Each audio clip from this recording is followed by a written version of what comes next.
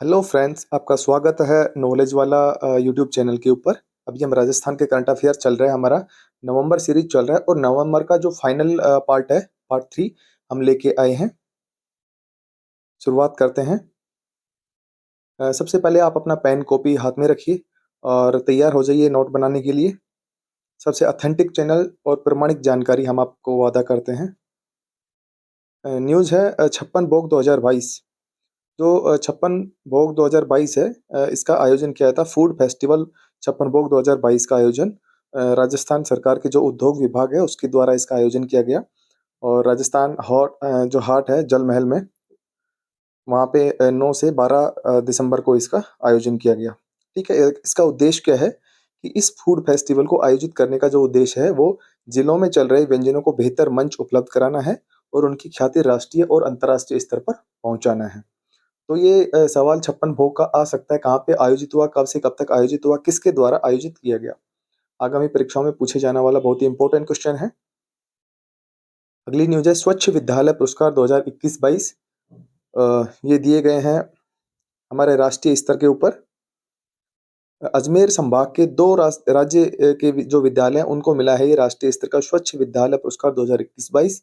और ये आप नाम याद कर लीजिए, दोनों विद्यालयों के, दोनों अजमेर संभाग के हैं। और स्वामी विवेकानंद मॉडल स्कूल पनवाड़ देवली टोंक का है और एक है राजकीय बालिका उच्च माध्यमिक विद्यालय गंगापुर भीलवाड़ा का। तो ये 2 विद्यालयों के नाम कर लीजिए याद। ये आने वाले हैं आगामी परीक्षाओं के अंदर, काफ़ी इंपॉर्टेंट हैं। स्वच्छ विद्यालय पुरस्कार मिले हैं राजस्थान की 2 विद्यालयों को, इनके नाम नीचे दिए गए हैं। एक अभी उद्घाटन किया गया है ढोलामारू टूरिज्म कॉम्प्लेक्स, कहाँ पे बन रहा है ये क्वेश्चन आएगा, तो ये जैसलमेर में बन रहा है। क्या बन रहा है? Dholamaru tourism complex.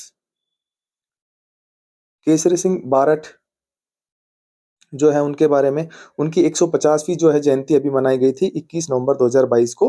और उनके बारे में जो काफ़ी और जानकारी है वो ये है कि भीलवाड़ा की शाहपुरा में स्थित उनका स्मारक है, वहाँ पे ये मनाई गई थी। मुख्यमंत्री अशोक गहलोत जी ने भीलवाड़ा के शाहपुरा में इनकी स्मृति में पनोरमा निर्माण के लिए प्रस्ताव को मंजूरी दे दी है उन्होंने। और जो केसरी सिंह बारठ हैं, काफ़ी अच्छे स्वतंत्रता सेनानी और कवि हुए हैं, साहित्यकार हैं। और उन्होंने 1903 के अंदर एक इनके बारे में काफ़ी चर्चित ये बात है कि जब 1903 के अंदर लॉर्ड कर्जन के दरबार के लगाया था, लॉर्ड कर्जन ने दरबार लगाया था और सभी राजाओं को उन्होंने आमंत्रित किया था। और उदयपुर के जो महाराणा फतेह सिंह थे उनको भी आमंत्रित किया गया था, लेकिन ये इन स्वतंत्रता सेनानियों को पसंद नहीं था। तो उन्होंने महाराणा को रोकने के लिए कहा कि भाई केसरी सिंह बारठ जी इसकी जिम्मेवारी जिम्मेवारी संभालेंगे। तब केसरी सिंह बारठ जी ने राजा को रोकने के लिए चेतावनी चुंगटिया नामक सोठे रचे उन्होंने, और उन सोठों के माध्यम से महाराणा को चेताया कि आपको अंग्रेजों की जो आमंत्रण है उसके ऊपर दिल्ली दरबार में शामिल नहीं होना चाहिए। और उनकी ये सोठे सुनकर महाराणा ने दिल्ली दरबार में जाने से उन्होंने इनकार कर दिया था। उन्होंने ये निश्चय किया था कि अब वो इसमें शामिल नहीं होंगे। तो ये जो क्वेश्चन है एग्जाम में आ चुका है कि चेतावनी चुंगटिया किसके द्वारा रचित किए गए थे, सोठे किसके द्वारा रचित थे? तो ये थे केसरी सिंह बारठ के द्वारा। और किस लिए थे? जो अपने उदयपुर के महाराजा फतेह सिंह थे उनको दिल्ली दरबार में जाने से रोकने के लिए ये थे। जयपुर मेट्रो फेज फर्स्ट सी, जो फेज फर्स्ट सी है उसका आयोजन कर दिया है। फेज 1A और बी पहले से ही पूर्ण हो चुके हैं और मुख्यमंत्री अशोक गहलोत जी के द्वारा इसका वित्तीय स्वीकृति इसके ऊपर प्रदान की गई 51 करोड़ रुपए की, जो कि बड़ी चौपड़ से ट्रांसपोर्ट नगर को जोड़ेगा। इसके अंदर जो फेज की कुल लंबाई होगी वो 2.85 किलोमीटर होगी, जो कि अंडरग्राउंड होगी 2.26 किलोमीटर, और जो एलिवेटेड रहेगा वो रहेगा 0.59 किलोमीटर। वर्तमान में मानसरोवर से लेके और बड़ी चौपड़ तक ऑलरेडी जयपुर के अंदर मेट्रो संचालित है। अगर ये वाला भी फेज कंप्लीट हो जाता है तो जयपुर के अंदर कुल जो है मेट्रो का जो ट्रैक हो जाएगा 14.60 किलोमीटर। अंतर्राष्ट्रीय बाल दिवस 20 नवंबर को मनाया गया था और इसके ऊपर डिजिटल बाल मेला और यूनिसेफ दोनों ने मिलकर 19 नवंबर को इंदिरा गांधी पंचायती राज और ग्रामीण विकास संस्थान जयपुर में एक बाल पंचायत का आयोजन उन्होंने किया मिलकर। और इस बाल पंचायत में जयरामपुरा जो गाँव है वहाँ की बाल सरपंच पायल जाटोलिया और राजावास ग्राम पंचायत का जो बाल सरपंच है जयशंकर मीणा ने, उन्होंने दोनों में भाग लिया। परीक्षा की दृष्टि से काफ़ी इम्पोर्टेंट है। और मैं भी बाल सरपंच अभियान, ये वेरी वेरी इंपॉर्टेंट क्वेश्चन है। मैं भी बाल सरपंच अभियान कहाँ से शुरू किया गया और कब शुरू किया गया? तो ये शुरू किया गया नागौर के बरांगना गाँव से 2 अक्टूबर 2022 को। और इसके अंदर किस-किस ने मिलके शुरू किया? तो जो डिजिटल बाल मेला है उसने और यूनिसेफ ने, दोनों ने मिलकर। इसका उद्देश्य क्या था? इसका उद्देश्य ये है कि बच्चों को पंचायती राज व्यवस्था के बारे में जागरूक करना।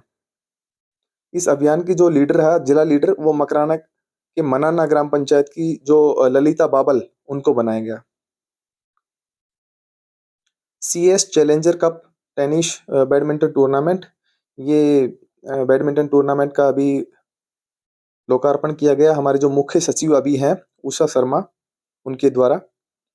और ये राजस्थान देश का पहला ऐसा राज्य है जहाँ पे राजस्थान के जहाँ पर उनके अधिकारियों के लिए इस तरह के खेलों के जो टूर्नामेंट आयोजित किए जाते हैं। व्यापक एक्सप्लोरेशन कार्यक्रम, हमारे जो राजस्थान है खनिजों की दृष्टि से काफ़ी बहुत सारे भंडार हैं यहाँ पे।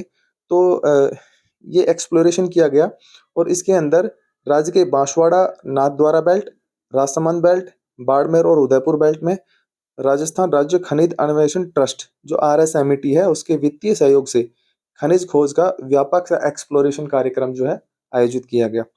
और जो आरंभिक सर्वेक्षण हुआ उसके अनुसार बांसवाड़ा नाथद्वारा जो बेल्ट है उसके अंदर सोने के भंडार पाए जाने की संभावना है। और वहीं जो राजसमंद बेल्ट है उसके अंदर खनिज एमराल्ड की संभावना जताई गई है। बाड़मेर बेल्ट में खनिज रेयर अर्थ एलिमेंट्स हैं उनकी, और उदयपुर में खनिज फास्फेट के भंडार की संभावना जताई गई है। अभी एक और कार्यक्रम हुआ है, मतदाता सूची विशेष संक्षिप्त पुनरीक्षण कार्यक्रम 2023। मतदाता सूची को अपडेट करने के लिए ये कार्यक्रम है, जागरूकता कार्यक्रम है। ये 9 नवंबर को शुरू किया गया था राजस्थान विश्वविद्यालय का जो प्रवेश द्वार है वहाँ से। और चल मैराथन के द्वारा इसकी शुरुआत की गई थी। एक छोटी सी मैराथन आयोजित की गई थी। इसकी जो थीम थी वो थी चलो वोटर बने, मिलाकर कदम से कदम बढ़े। तो ये इसकी थीम थी।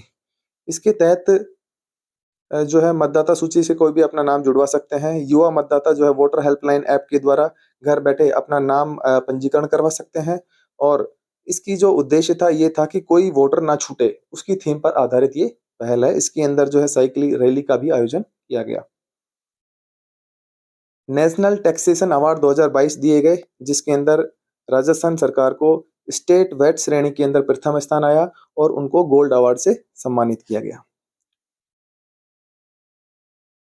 29वें गौरी शंकर कमलेश भाषा साहित्य पुरस्कार दिए गए और ये हमारे डॉक्टर गजय सिंह राजपुरोहित को मिला। उनकी एक आलोचनात्मक कृति है राजस्थानी साहित्यरी सौरभ, उसके लिए उन्हें 29वें सौरभ शंकर कमलेश भाषा साहित्य पुरस्कार से सम्मानित किया गया। ये उनकी फोटो है विद स्माइलिंग फेस।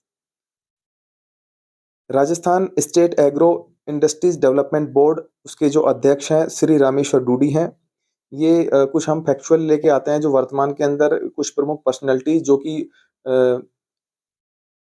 हमारे संगठन है उनके जो अध्यक्ष पद पर कार्यरत हैं, ये क्वेश्चन भी परीक्षाओं में पूछे जाते हैं। तो इसलिए हम उनको भी लास्ट में सम्मिलित करते हैं जो न्यूज़ में रहते हैं।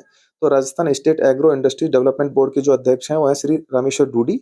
राजस्थान कृषि अनुसंधान संस्थान है दुर्गापुरा जयपुर के अंदर। थैंक्स फॉर द वॉचिंग और हमें सब्सक्राइब करिए। हम आपको विश्वास दिलाते हैं, हम आपको ऑथेंटिक और अच्छे कंटेंट, परीक्षाओं की दृष्टि से काफ़ी महत्वपूर्ण कंटेंट उपलब्ध कराते रहेंगे। और नॉलेज वाला चैनल पर जुड़े रहिए, अपने साथियों को भी शेयर करिए। Thank you.